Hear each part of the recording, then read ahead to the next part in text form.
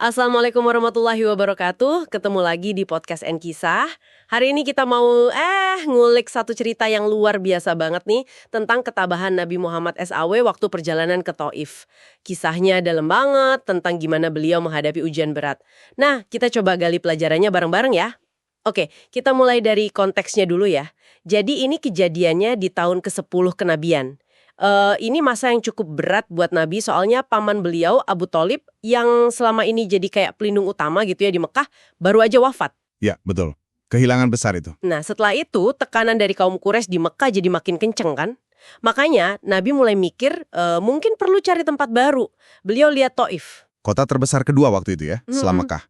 Dihuni Bani Thaqif, suku yang kuat juga. Iya, harapannya sih mereka mau nerima Islam, terus ngasih perlindungan buat kaum muslimin, mungkin bisa jadi basis dakwah baru gitu.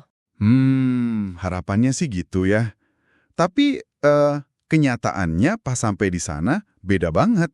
Nabi kan langsung tuh nemuin 3 tokoh utamanya Bani Thaqif, disamperin satu-satu, dijelasin baik-baik tentang Islam. Terus gimana respon mereka? Wah, di luar dugaan. Nggak cuma nolak, tapi gimana ya bilangnya? Kasar banget. Sampai ngehina gitu. Padahal kalau ikut adat Arab waktu itu kan tamu harus dihormati ya. Ini mereka malah kayak gitu. Aneh banget. Nggak sesuai adat ya? Iya. Ini nunjukin penolakannya tuh udah dalam banget, bukan sekedar nggak setuju sama ajarannya aja. Bener juga.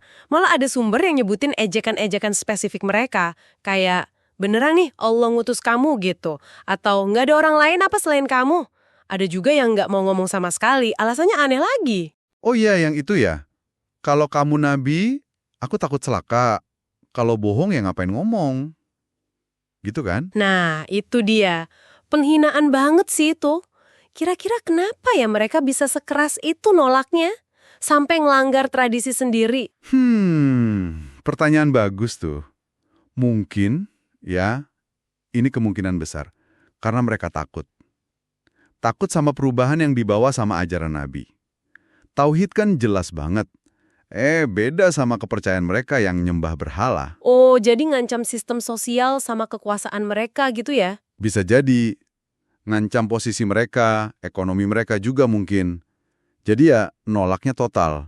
Pakai cara kasar sekalian buat negasin dominasi mereka. Masuk akal sih.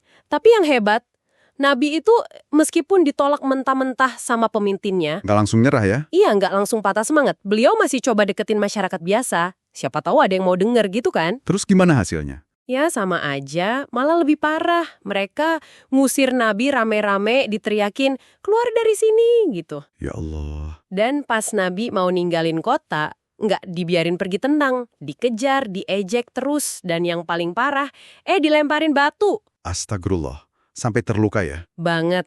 Sumber bilang kakinya sampai luka parah, berdarah-darah. Kebayang nggak sih sakitnya kayak apa? Fisik dan batin pasti. Iya. Benar-benar situasi yang berat banget.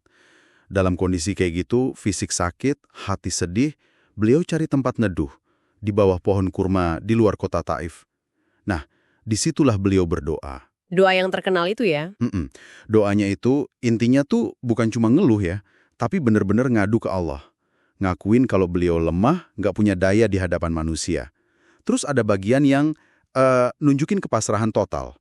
Beliau bilang, asal engkau nggak murka padaku, aku nggak peduli dengan penderitaan ini. Kan? La haula wala quwata illa billah. Nggak ada daya upaya kecuali dari Allah. Luar biasa sih pasrahnya. Terus Allah langsung jawab doanya kan? Iya, nggak lama setelah itu, Allah utus malaikat Jibril, datang bareng malaikat penjaga gunung. Jibril nyampein salam dari Allah, bilang kalau Allah udah lihat dan dengar semua kejadian itu. Nah, terus malaikat penjaga gunung ini nawarin bantuan. Nawarin apa tuh? Dia bilang kalau Nabi mau, dia bisa angkat 2 gunung yang ada di dekat Taif itu, terus ditimpain ke penduduknya, dihancurin semua. Wah, tawaran buat balas dendam langsung ya. Kesempatan buat ngelumat orang-orang yang udah nyakitin ada di depan mata. Persis, coba bayangin, baru aja disakitin sebegitunya, terus ditawarin kekuatan buat bales. Tapi, jawaban Nabi gimana? Ini nih bagian yang paling bikin merinding menurutku. Gimana? Beliau nolak tawaran itu, malah berdoa lagi. Bilangnya gini, kurang lebih, jangan wahai malaikat, aku malah berharap semoga nanti dari keturunan mereka ada yang menyembah Allah saja, nggak menyekutukannya. Allahu Akbar, itu dia. Itu puncak kemuliaan akhlak beliau. Lagi sakit-sakitnya, fisik dan batin, ditawarin kekuatan buat bales, yang keluar malah doa baik, harapan buat generasi penerus orang yang nyakitin dia. Bukan cuma sabar ya, tapi rahmatnya itu loh, jauh banget dari respon manusiawi biasa kayak marah atau dendam. Betul. Beliau lihat potensi baik di masa depan, bahkan dari anak cucu pelaku kezaliman itu. Inspiratif banget sih. Coba deh kita tarik ke kehidupan kita sehari-hari ya teman-teman.